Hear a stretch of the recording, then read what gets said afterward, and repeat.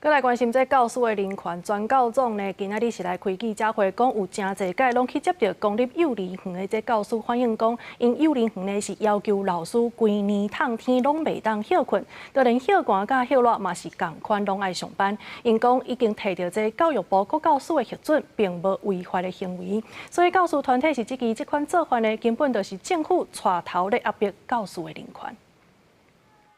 学生囡仔休热期间，7、8月份唔免读册，公立幼稚园也开始放假。唔过考虑到父母爱上班，囡仔无所在去，有公立幼稚园就推出来休寒休热留园服务。全教总拜日开记者会，表示受到基层公立幼稚园老师的投诉，讲幼稚园推出来全年无休的政策，要求老师休寒休热拢袂当休困。佮讲这是有经过教育部的核准。这一次的状况是，乡镇私立的幼儿园，他们的学期的起讫时间就没有跟公立学校一样，啊，像以这一次的镇立幼儿园，他就制定从一整年他都没有寒暑假，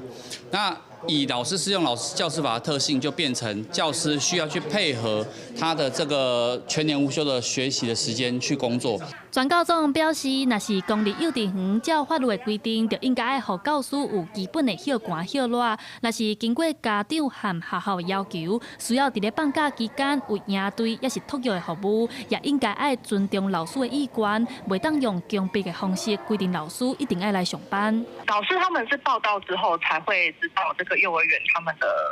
这个作息的时间。他们考完的时候就发现，那个园方有要求他们就是暑假要去进行这个教保的服务。教师团体呼吁教育部爱确保教职人员的权益，也要求教育部赶紧出面回应，到底敢有核准这款规定？也若教育部到目前是还未对歌做出回应。记者戴亚轩林秀凯台北报道。